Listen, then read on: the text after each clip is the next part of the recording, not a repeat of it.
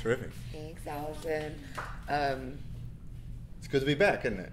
Well, I live here. Is it good to be back? No, it is. On the west side. It's good to be back here at Open Mind Art Space. That's right, yeah. That's an excellent point. This is where we first met. Yep. During your other show. So thanks for coming, everyone. For those who don't know by now, this would be Mr. Benjamin Lowder, in from out of town, from the Heartland, for his second show with the gallery, and we're really excited to have that here. I'm Shana Dambrot, and I did some writing for the last show and the new show, and today we're going to talk about it. We're going to ask all kinds of questions, and it's going to get really esoteric and fractal and good, right? All kinds of setting the context. But I would just real quick, like for you to let everyone know, basically the sort of short version of this is that you're interested in reclaimed materials, both wood and vintage signage that you find mostly in your actual environment around the Keeping It Rural. Correct. That was from Patti. Patti made that up last year. I'm stuck with it. And that's one part of what you do, but that's what it's made of. But then what you do with it has all this other stuff about, for lack of a better word, sort of sacred math, that kind of ancient, foundational geometrical stuff. And specifically in the world of architecture that you're interested in because you are a disciple of the great Buckminster Fuller, who was a theoretical architect and actual architect whose work was based on some of those principles. So that's what you're looking at. But I would really love if you could talk a little bit about how that became your thing. Right. Yeah. I this is obviously a reflection of all my little interests, which, like you said, covered architecture, art, design, advertising, and sustainability. Yeah, the real kind of inspiration for this body of work, which I refer to as myth, math, and magic, because I feel like the advertising that's deconstructed is a kind of co-opted myth-making techniques from the past that had previously directed our attention towards seasonal cycles and nature, things that actually sustain us, and they've co-opted the use of letter forms and mantras, which are jingles and things like that, to con people into thinking they have what nature provides, like they're a surrogate Mother Nature. And I got to see that up close by working as a commercial artist for a long time, and I wanted to depart from that. So deconstructing advertising was a personal catharsis, I guess, and then it also, it references society's evolution. Hopefully, it seems like a de-evolution currently, but maybe this is just a little blip in the evolution of moving away from the 20th century model of consumerism and maybe moving towards something that Buckminster Fuller had talked about during his career, where we invest our money in livingry instead of weaponry. That was he was always making up words to help describe what he was doing, but he's most famously known as the inventor of the geodesic dome, right, which is building a curved shape out of triangles. So the triangle patterns reference that. They also reference natural growth structures. So essentially this is deconstructed consumerism messages that are reformed to reference the package of ideas that I do want to promote, like Buckminster Fuller, sustainability, and reusing things, not wasting things, but also not getting stuck in the past on a nostalgia type of vibe, like where you just want to simply preserve what was comfortable from the past. It's nice to be able to maybe see some of the familiar colors and shapes and forms from the advertising, but then I hope that they're abstracted enough that those original full messages don't come through. Right, and I think I love that part of it too, because there is a lot. So, for example, if you want to think about somebody like an Andy Warhol and that relationship to advertising within pop culture, and the way that he made it sort of exchangeable, fungible, exchangeable with religion and celebrity, it's a similar kind of idea, but part of what that was the meticulous depiction. Right. It was the recreation of the logo, intact. And the serial right. The serial and so it was the label. Yeah. It wasn't the cut up and reconfigured label. Right. Yeah. And so, I like that sort of that part of it that you do where, because to me that seems to come from a sort of architectural practice where you're going to reuse the bricks of something that was torn down, or this was the side of a barn where the metal sign would have been. Right. And both are decrepit. Yes. And in need of salvaging. And so, there's something about that, when you talk, words like deconstructed are used a lot conceptually in contemporary art. But what I'm very attached to the fact that you do it physically and literally, which is also an overused word. Yeah, literally. This is literally, apologies to the internet, what you do. Yeah. You take it apart, you break it down, you reorganize it, you assemble it into something new with just enough that you know what it's made of. So it's very materialist. It's not a painting of a decrepit barn with a Coca-Cola sign on it. Right. It's the thing. I hope it still evokes some of the spirit of it, though, from the age and the patina. Well, I think it does, and the aged quality of it that you're leaving, I think, is something that would be nearly impossible to replicate, to render. It sort of has to be itself. When I walked in, you and Dustin were talking about the fourth dimension. Don't worry, we'll get to that. Dustin has a question. But one of what I heard you say was that the parts that are rusted are the fourth dimensional thing. This fourth dimension is time and duration, and that rust is something that accumulates and grows and is a sign of something being old and aged. And so to leave it in there, and there's a million little decisions like that in the way that you organize the elements that are always about leaving. Thanks for noticing Stuff in there. Yeah, right? I did. It is a meticulous process, and the previous body of work probably was more focused on that because I wasn't painting over the top of it as much. Yes.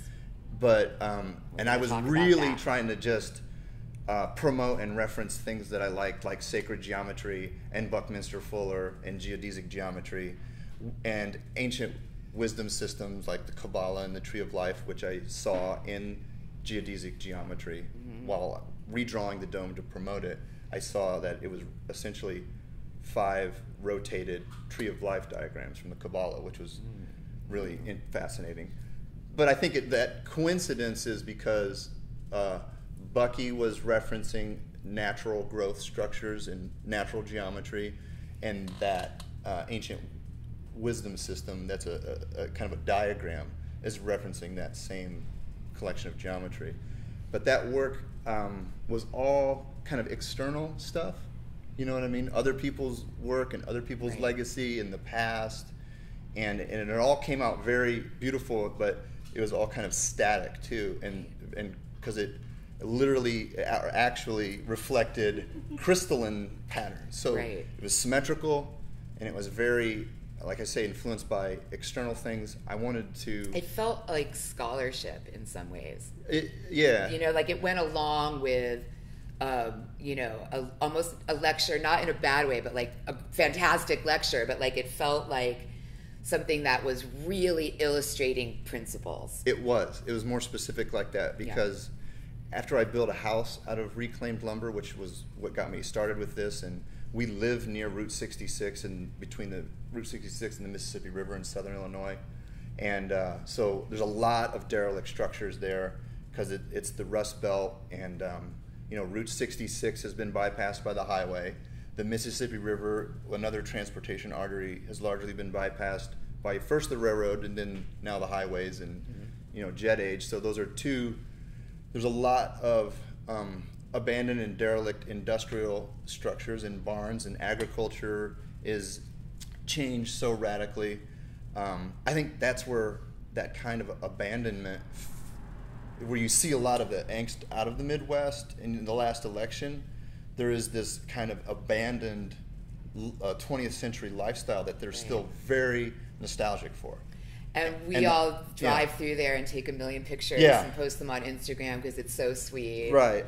But we cannot be stuck there. But right. You have to we're in the car. Tear it down. Interesting. Chop it up. So what we find sort of picturesque, that's actually a very condescending attitude toward, like, it doesn't represent, like, picturesque rural beauty to everyone that lives there, is what you're saying. Well, if that was your family farm and you had, you lost it to a bank, or a person who has a $500,000 tractor can do the work of, 20 people in an afternoon, because they're, backed by large international organizations, have come in and bought up farm ground, pushed out family farmers. That's real. Yeah. So this is more of a symbol of disuse and that people have an attachment for, but it's an unhealthy attachment. So I actually, when I'm cutting these things up, try to have like an intention that the energy embodied in their previous use is getting ceased, and then they're trying to project forward this package of ideas that Buckminster Fuller promoted, and that the ancient wisdom systems that I appreciate were about. So that makes sense. Gosh, okay, I'm at a crossroads, because that makes me kind of want to talk about the name of the show and that whole idea.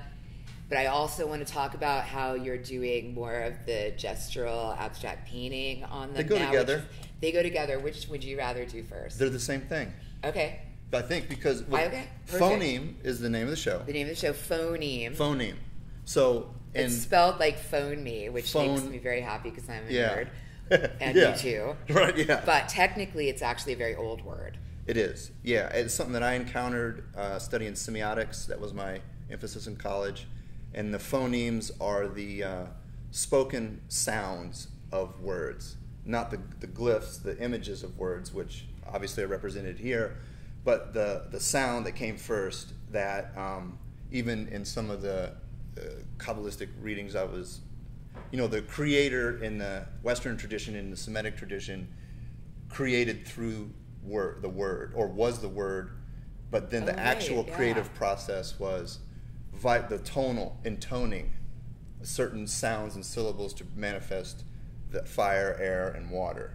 So that the phonemes are the th, t, b, g, l, which come before the glyphs. Okay. So I thought, and within that evolution, that was the beginning where you have something actual. If you're a primitive human being and you're like, like, is the and symbol. Then becomes the word for water. Right, yeah. And now we say aqua. Right. But, and I felt like, so that's a symbol standing for an actual thing. That was the start of us branching away from the instinctively driven animal kingdom that is totally within nature. When we start to use symbols to stand for actual things. And then the current manifestation is the smartphone. Emojis. Yeah. Right. So the phoneme, and then peach, eggplant, fire, whatever. Yeah. Right. So that was where my head was at for that. No, but I mean, it's funny and also kind of horrible. I mean, in other words, fight it. Yeah. But it does make a really interesting kind of conceptual shape, because on the one hand, people are decrying, the slaughtering of actual language and literary, speech and all of that, complete sentences, real words, any of it. But on the other hand, by taking it back to that sort of half pictographic thing, you actually can communicate in a way that doesn't rely on language. So if you really are looking at a world of short anagrams, and because everyone knows what LOL is, even if they're not English speakers. True. LOL itself has transcended. Yes. So you actually find yourself sort of better able to communicate directly without language that might, like a Tower of Babel, actually split you apart. And so it has this dualistic quality, which I find really interesting, and the attempt to resolve that. Because I love texting my friends, you know, unicorn pictures as much as anyone, and I'm like a writer. And I'm sitting there, right, and I'm doing it, and as I'm doing it, I'm thinking, God, I'm the worst. But it also is so much fun, right? And it feels like communication, right? And so that sort of weird liminal space, I feel like, is my understanding of kind of where this work is now, which is different from before. And you would say that the painting you're now doing, the very gestural, abstract work that you're doing after the constructions is part of that. It is. So maybe talk about that a little bit. Yeah. So if the letters that I'm deconstructing are the words, and the phoneme is the sound, that's a vibrational quality that is apart from the word or letter, but it defines it. So the shapes that I chose to paint with are the negative spaces of the letters themselves. So the shapes aren't arbitrary. I picked, like in this one, I guess the camera can't see that one very well, but this one, so I'll get to that one in a second. But some of these here on the wall, like this is an E and an L, which is the Hebrew name for the creator. But I tried to paint the negative space of the E so that it just wasn't so totally overt. And that was another kind of idea that I was fascinated with, this things being defined by what they aren't. Things being defined in the letters by their negative space. And so it's the space that surrounds the letters or the words, like the phoneme or the sound, is something that surrounds. And see, that sounds like something an experienced graphic designer would say. Probably. I can't. Right? And that's what that's what I'm getting. It's like, as soon as you go, oh, I get it, Buckminster Fuller, geodesic, then all of a sudden but I feel like it's important to always, with you, remember that there's at least like two other sides to the story. True. Wherever you are, there's two other things also happening. I've tried hard to keep it consistent through each, not hierarchical levels, but simultaneous levels. So would you say that the painting, the sort of painterly painting, because before it was like painting in that you were arranging still the textures and the colors and the shapes, and you were doing what a painting would do, but it was literally more like assemblage. But this is, painted, like as though it were a canvas or what have you. And so was that about sort of like the energy of the piece wanting to be more free, or was that about you as an individual artist wanting to be more present in the work in the end, or what? It evolved out of like all the different aspects of it. The one where I was deconstructing it and seeing the negative spaces around the letters were really aesthetically pleasing, and I wanted to cut it up in ways that highlighted that, and I did that for 2016. And then I thought, well, I should start creating patterns that I paint onto it that are based off of that negative space, so then I have kind of positive and negative space patterned over each other. And then the aspect of the previous work really being external things like nature and natural growth structures and the legacy of Buckminster Fuller coming into the work, I wanted to go in from the inside out a little bit too, which is what the painting is about. And it is also, on a purely aesthetic level, I felt like this needs curves. All these corners and triangles. Yeah. I was trying to find S's and P's and things that had curves and highlight those aspects, or big C's, and then I thought, well, I'm going to provide the curves to this, and it was I mentioned it to you for your story after I was so compelled to apply these curved shapes, and I saw all these crescent patterns emerging. I realized totally that it was the most recent eclipse. What had imprinted on me, because I went to Buckminster Fuller's house, his actual house. Oh yeah, tell this story. So, okay, we drove to Oregon. Yay, great for you. You were in Buckminster Fuller's house. He was a professor at Carbondale, so his geodesic dome home was there that he lived in. And that's that's pretty close to the meridian there. It was directly over. Carbondale is one of those places that there's like several eclipses all the time. It's so strange. There's going to be one in a few years. In a few years, yeah. And they cross over Carbondale like constantly. Yeah, they're like this over that spot. Okay, so that's where he built his home. Bucky built his home there, yeah. And that was where you were. That was for the eclipse. I'm on their board, and they said, well, there's going to be a lot of people in town. We need someone to stay in the house. And I'm like, I'll stay in the house. Your wife's like, I'll be here. Right, yeah. Call me if you need. That's weird. I'm going to just be home, kids. You have a good time. It was... It's in the midst of preservation, so it was a little bit like urban camping or camping indoors. It was pretty hot in there in southern Illinois because there was no... You made the right choice. Yeah. It was pretty hot. I had friends come visit, and they're like, yeah, this is cool. This is cool. But it was so hot that they couldn't stand it. But I didn't feel the heat. I felt... I don't know. I felt it was a unique serendipity of different things that I was definitely going to stay there and watch it. And so it's so weird that, so the artwork is triangulated, referencing geodesic patterns that has now had the eclipse imprinted over it in my actual life. Right. And then it's in the artwork, which was not a contrivance. Right. I felt like this needs aesthetically curves. And so that one in particular... I think it burned on my retina. I was like Trump, just looking at it with the naked eye. No, I shouldn't even mention his name. I'm sorry. We made it so far. We made it so far. We made it like half an hour. Edit that out. Yeah. Yeah. Okay. But we'll take care of that in post. But the vertical one here is the one where you specifically... sort of embrace that in the title as well. That's called Sun Moon Conjunction.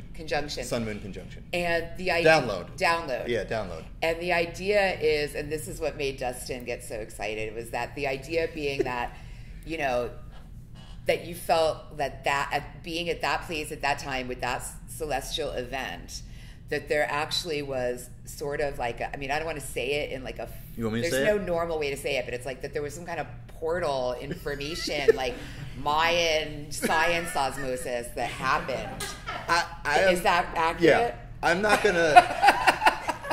gonna say that, like you stand there wrapped, like, like you're having some sort of like beam me up Scotty moment. Right?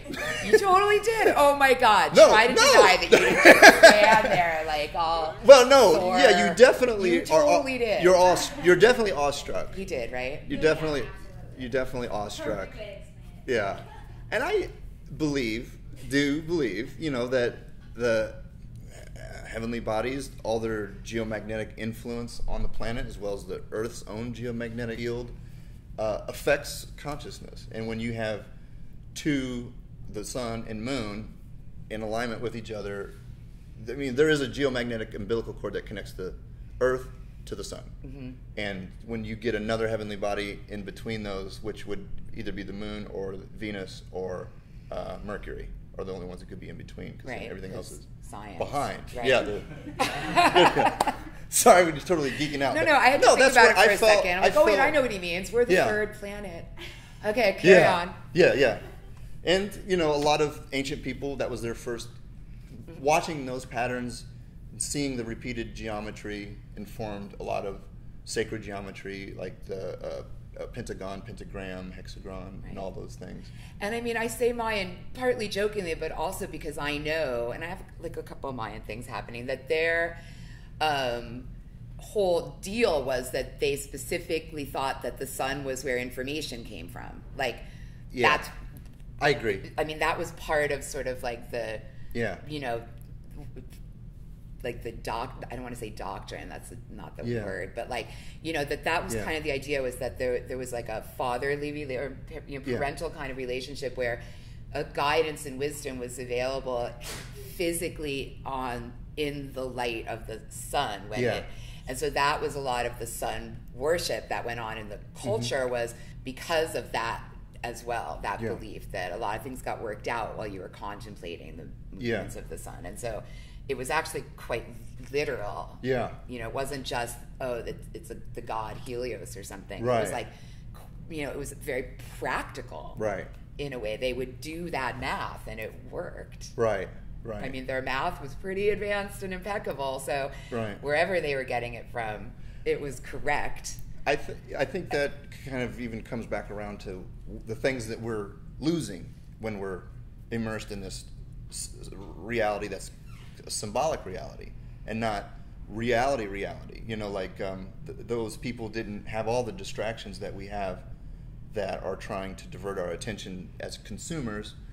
They were watching the heavens, and they, you spend lifetimes and generations and sussing out all that information. Direct observation. Right.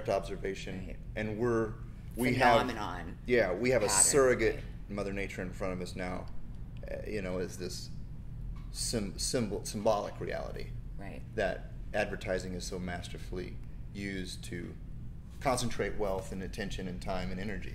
Right. And I think, too, that in a way, for me, that the addition of the painterly qualities to it, I think, is a way of also recalling the attention to the fact that this is a thing.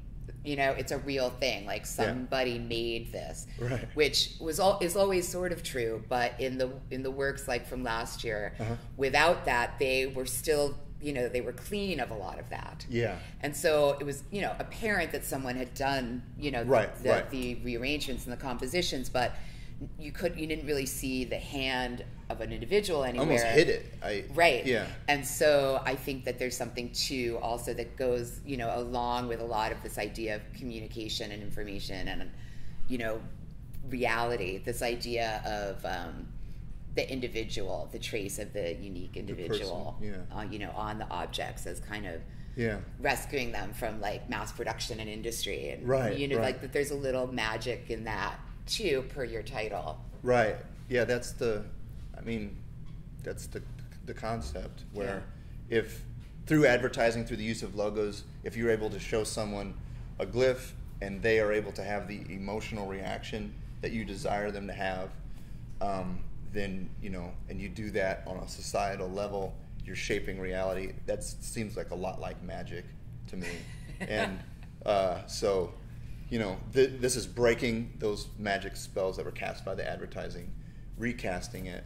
And previously, it was, like you observed, you thought it almost looked like things that were really academic or scholarly, and that they had grown out of that because after building that house where I used reclaimed materials and aligned it to seasonal sun angles and used BC building techniques to align it to the solstice. So like on the winter solstice, 2/3 of the house gets direct sun and it heats up naturally. On the summer solstice, no direct sun comes in. So just working with the geometry of nature and then making a man-made thing that's in balance with it, and then seeing it perform better by that relationship, then that was really put the light bulb over my head, and I wanted to share that. And I was talking to architects and engineers, and they wanted more and more math. And then I got outside of that world and was speaking at universities to people who weren't as interested in the math, and I would go right into all this sacred geometry and phi ratios and seasonal sun angles and all this stuff. And I could tell by the nonverbal communication that I was losing them in 30 seconds. So that was the kind of thing I'm like, I'm going to take my background in commercial art, and I'm going to advocate on behalf of this package of ideas that I like and create artwork that makes people ask questions, so that then I still get to come around and talk about math and things like that too. Tricky. Yeah. Tricky. It was a means to an end. So they were almost visual aids for a package of ideas that I was excited about. Right. And again, like I was saying, that was all external things, and I think you can find truth in nature and in those things where I was trying to find truth in ancient traditions and things. But if you're able to, or whenever you're ready to, you can find truth inside yourself as much. And I think that's where I was trying to go with this, and get, well, where's the doorway inside me where I can access this? Because we're all part of nature, obviously, you know, if you... It's just a question of how much you allow yourself to remember that or experience it, or Yeah. how excited you are about that, or crazy. whether you There's a risk of put insanity. effort into ameliorating the terror of being part of nature in any way you can, or whatever. I mean, we all exist in response to it, and some people embrace it, and some people try to control it or keep it at bay. Does ameliorate mean differentiate or peel off, or what is that? And just to like smooth over the scary parts. Yeah. Right? Yeah. Right? It's sort of like you want to be one with nature, but like sleeping in a tent gives you nightmares. That's, that's for example. I don't know. Yeah. That could be a thing. Yeah. So, right? Because I'm like, I love nature, but I'm not sleeping there. Well, that's insane. Right? Like, I have an apartment. I don't know. That's a very urban attitude, very LA attitude. That's what I mean. Yeah. But it's not like I hate nature. So there's a whole, my point is there's an entire continuum of human experience that even people who are attempting to insulate themselves from the situation with nature are still living in response to it, because we all don't have a choice. Oh, absolutely. Yeah. You know, even the people that don't consider themselves like nature-y, are people that don't camp or hike or do anything like that, still, whether they realize it or not. Yeah, and with their situation is governed by nature. Absolutely. That's what the whole the Phoneme play was all about. You know, despite our best efforts to try to distract from that actual reality, it will have its say in the end. And I just hope that we meet the challenge of not getting stuck in the past, not getting attached with nostalgia, but embrace, you know, progress and moving forward without giving up curating the past in a way, I guess. Yeah. You know what I mean? And bringing through the things that should be brought through. And taking pieces of it. Peeling off. Right. Yeah. Taking pieces of it. No, I'm saying though, like to bring it back, like to do, okay, so this is literally what you did, but then to kind of reverse engineer from that, there might be an exercise, a spiritual or just an exercise in consciousness or quality of attention, which is analogous to the way that you physically made these, right? You take the past, you break it down, you keep the parts you can still use, you add that into something that's new. It's true, that's consistent. The process is even a literal, actual manifestation of the philosophical part of it. Exactly. Yeah. And it's not... it's weird how when something works, it just works. Like, it wasn't like, you know, you contrive this. I think it's just when you're working within things that are tried and true, that have stood the test of time or the time of evolution and things like that, that it just works. And that's why it's good to use sacred geometry and phi ratios and stuff like that. And I love that too. And then after this, let's let anybody who wants to ask any questions, make any comments, do that. I just want to say, like, that's one of the reasons I think that that I was an immediate fan of the work, is that it has that quality where you can just enjoy it intuitively because it's fun and lively and interesting, and oh wow, it's made of this. And you could it can just be that, and it's great. But if you are the kind of person that wants to go deep dive on semiotics and all of the reasons why it's in there, and it really is in there. That's really where it comes from. And so it has kind of both levels, because it sustains that kind of scholarly academic inquiry, but you don't need to really know any of that to get it. Right. I hope not. And I think it's the fact that that you do both that makes me, it's hard enough to do one or the other. So to do both is kind of a big deal. You get in where you fit in, right? With it. Yeah. And I think people look at this and they understand it. Yeah. And then if you want to go and pull all of those ideas out and articulate them, you can do that. Yeah. The work can take that kind of examination, but you don't need it to, sort of get it, which again is that entire thing. The last show was called Word, and it was about taking language apart physically, literally. And then this Phoneme is an obvious connection to that, but like going a little further down to like pre-word. Tone, vibration. And so, it's all still in there. Trying to be consistent. I can't get away from it yet. I thought maybe this exploration using these materials, this medium, would be a year or two. It's been 4 years of exploration. So, but it's evolving. Yeah. One thing that I was reading about, like how shaman function in other cultures, and like if there's illness or imbalance in their little community, that the shaman goes away, where he takes artifacts from the community that they're familiar with, and then makes them strange, like makes weird artifacts out of them, and returns to the village or the society that's out of balance. And that act, them seeing things that are familiar in a new context in a strange way, breaks previous patterns of behavior. Totally blowing my mind right now. And I didn't. Yeah, that was something.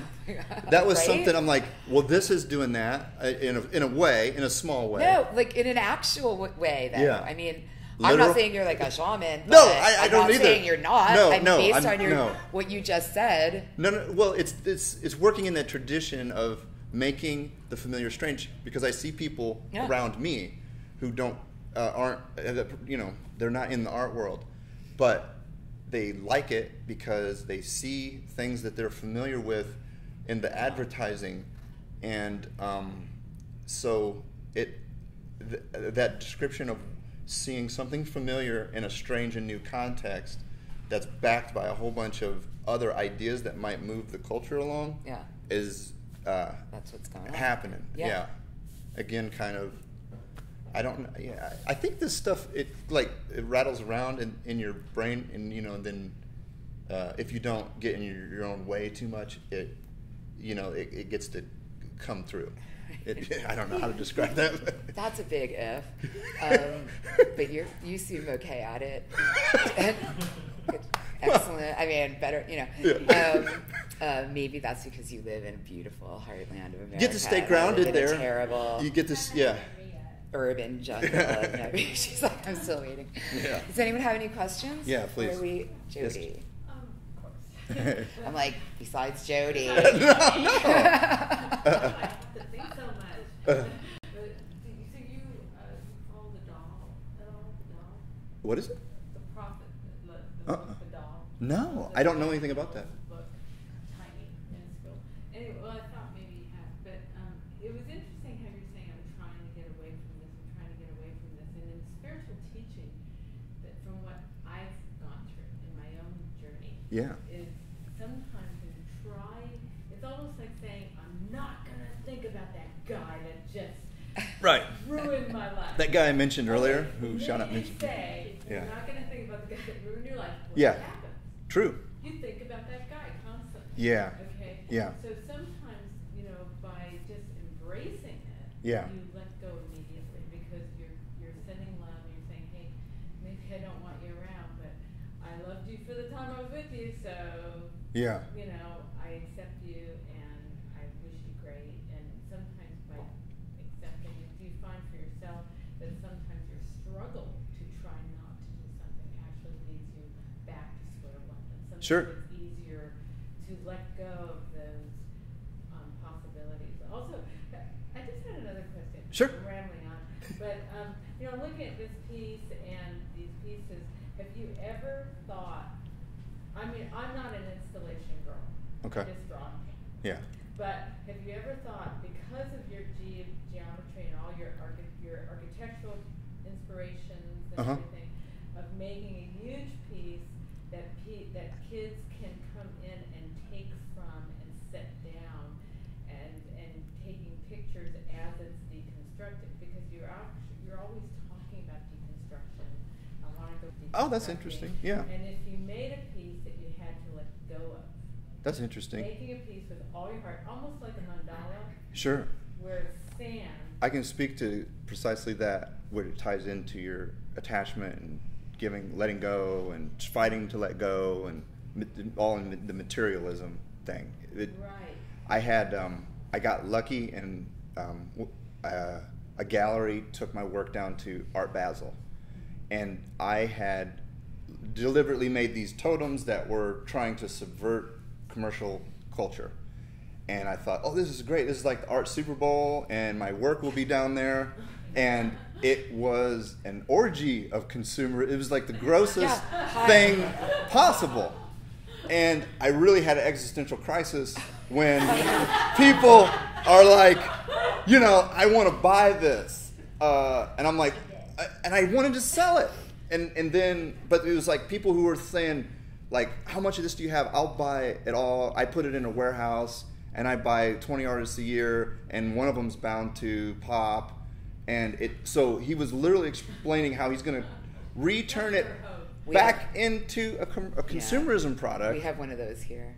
And I kind of freaked out. And it was a weird thing because in Wynwood, you know, where all the street art happens, I saw Tibetan monks walking in all of that chaos. So I'm like, I'm going to follow those guys. And then they went down an alley and they went to a cultural center. I followed them in there, and they were just starting doing a sand mandala on the ground. And they were from Tibet. And I'd never seen a sand mandala. Wow. And they said, this is a disillusionment practice where we put all this work in to create this art, and then we're going to sweep it up on Sunday and get rid of it. And I'm like, I have something to learn here at this. So I went every day and watched them build it. And it was a strange thing because at the show, they were like, oh, a rock star really liked your piece. I think he's going to come back and buy it. And I'm like, oh, that's cool. I mean, that'd be great. And I was still a little bit weird about even selling it, and because I had attachment. Because like you observed, through the act of trying to break attachment, I became more attached to the things after I made them the way I wanted them, you know, and I got more attached to them. But so then I was at the disillusionment ceremony when they're doing that throat singing, like that, and sweeping up that sand, and that guy, and he gave me this right here, which is skulls, like carved out of yak bone, which is like the detachment and like don't get attached to material things, and said, you know, my pocket vibrated. Oh, the rock star's here buying your piece. Can you get over here? And I'm like, I'm gonna stay here, and this is almost done. I was like, I'll be there when I get there. And it's like whatever. And he bought it, and that was, it felt serendipitous or whatever, but it is exactly what you described. And I've tried to keep that in mind, not getting attached to this stuff, and just using it little things to send out in the world, in, you know, little messages and bottles, and let it go, hopefully. I'm still attached to it, though. It's hard. Yeah. We get attached to it. We hang it in the house. We want to keep it in the house. Yeah. Yeah. And you never get to your time out of it. There's no way that you can get your, you know what I mean, financially compensated. Yeah. Yeah, your time and energy. And then with these pieces, it's like not just my time and energy, it's the time and energy that went into building the barn. And it's not just the time and energy of the barn, it's the time and energy of the tree that grew and diverted resources. And that's a big part of not letting it be wasted, because there's like so much embodied energy that needs to be brought forward. Recycle whenever you can. Yeah. Whenever someone doesn't want canvas, they always call me. That's great. Oh, yeah, I don't want to do this anymore. I'm going to go somewhere. Yeah, well, we want this. Sure. You know. And it feels good to be able to use something again. Yeah. You know, or take old paint and actually make it viable. Yeah. You know, with a little bit of oil. Yeah. Good that you're doing that. Yeah. Sweet. Dustin. Oh, I took your job. That's fine with me. You're gonna have to deal with her later. Like, you can see your wife have a question. You're all, Dustin. He got his hand up first. That's not my problem. Okay. Before you talked about how people who speak the language of sacred geometry might be able to look at this and see what you're doing. Yeah. On a technical level, like, could you go into full geek mode and like talk about like kind of what inspired you, like whatever piece you want, but like what inspired you to like create this piece or like each piece, and like kind of like how you're like what you're communicating and how you did it. Sure. Oh wait. Yeah. My question really does work with this. Sure. I was gonna say, could you visually, because But, like, Don't geek out. Okay. This picture, Okay, there's now. so much in it, and I don't think that people. I think it would be easy for you. Eve? Yeah, it would be very easy for you to maybe, in layman's, as you geek out Yeah. terms, show an example that people won't even see, but they don't Right. realize. You put Make so sure many they know layers. this is a woman. Make sure they see Yeah. the figures. Yeah. Some of them, not all of them. Yeah. Yeah. A lot of it, your curve and your Yeah. what you want Yeah. to people to realize is Yeah. there.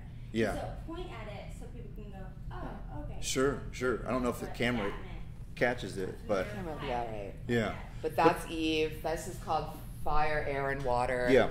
So just as we're looking at it, you can know, Yeah. like, if you're thinking you're seeing imagery, it probably is there. Right, exactly. So yeah, do that. For yeah, for Kind of like take it apart and show what the why behind that piece. Yeah. I guess to start with Dustin's question, so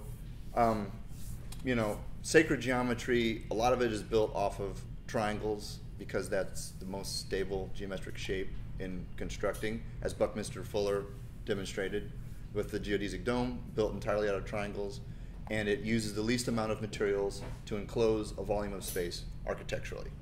So geometry that is in alignment with natural growth structures gets that contemporary connotation is sacred geometry because it looks like the hand of the creator in the material world. So you see these shapes used repeatedly over and over and over again that start with a triangle, can turn into a hexagon, which all of these are triangles turning into hexagons. The one around the corner is pentagon on that totem over there in his neck, and then it turns into a pentagram. And pentagram obviously has gotten a bad rap, but Satan. yeah. But the fact that our flag has pentagrams on it is, when Venus Venus is another one of these planets between the Earth and the Sun, and they intersect with each other 5 points on the orbit, and when you connect them, it makes a perfect pentagram. Really? Yeah. This is the star of Lucifer. Well, that's why they named it Really? that. The false light, because it's so bright. Yeah, it's so bright on the horizon that it's referred to as the false light. Like beauty. Oh my God, I'm getting it now. Yeah. That's messed up. And Lucifer, the name Lucifer means light bringer, or the false light. But anyway, so that's that kind of package of sacred geometry. And when you are able, I think I don't want to get too conspiratorial, but when you are able to have direct access with the creator or nature or the reality, again, the priest class wants to get in between you and that and be the surrogate connection. Like, you talk to me and I talk to God on your behalf. You don't talk directly to God. And if you ever talk directly to God, you're not talking to God, you're talking to the devil. So, you know what I mean? When you work with sacred geometry and natural growth structures, it has been demonized for that purpose, to keep power in the institutional church and not on being able to have direct connection through material creation, nature.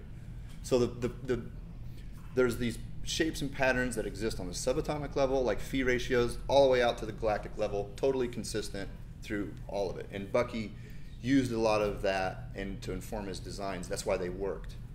So in some of the cases, for example, Eve, your general desire to introduce curvier, more serpentine, sort of human shapes into something. Yeah.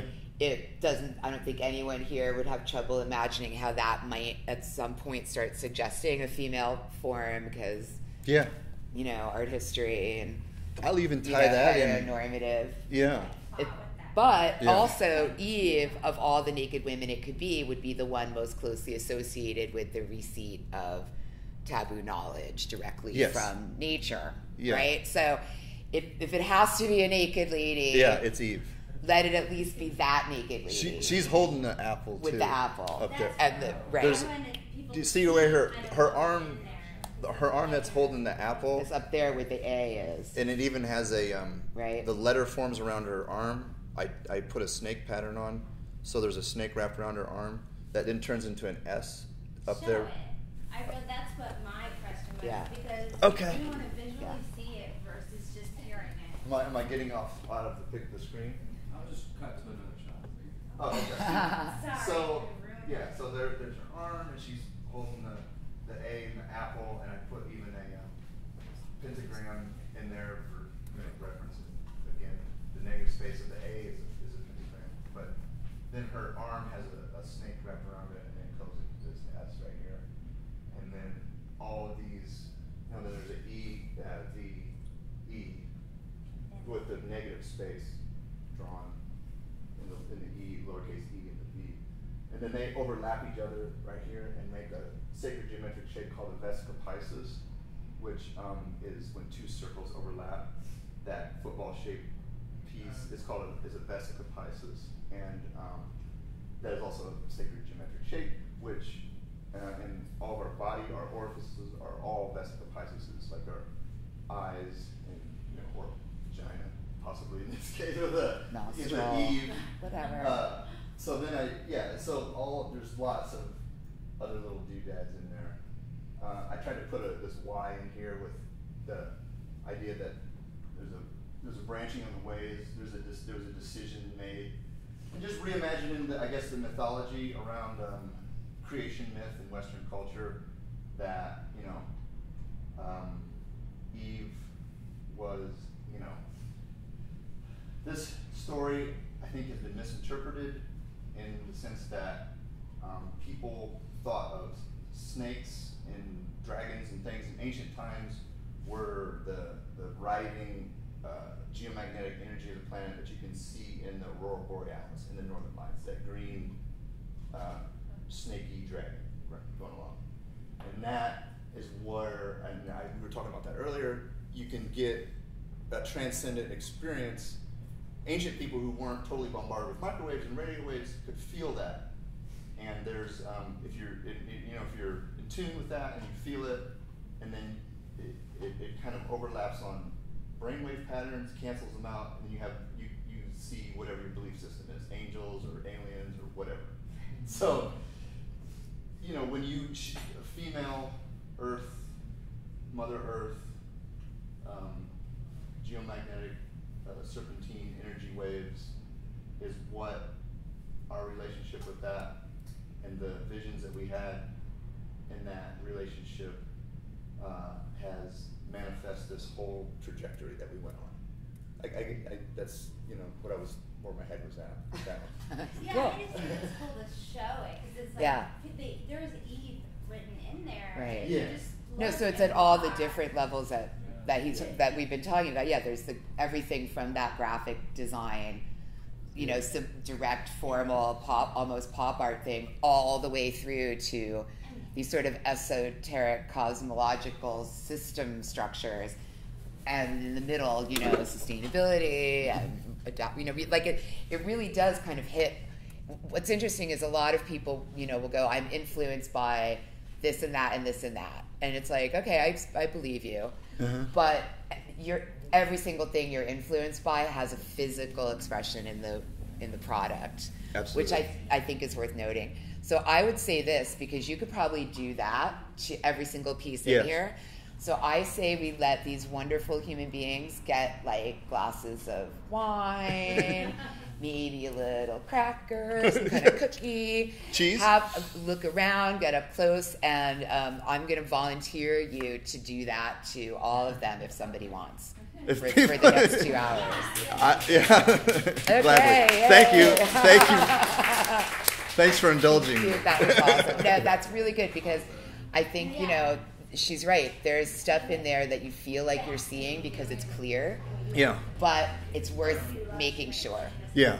Especially in a case like that. So. Yeah.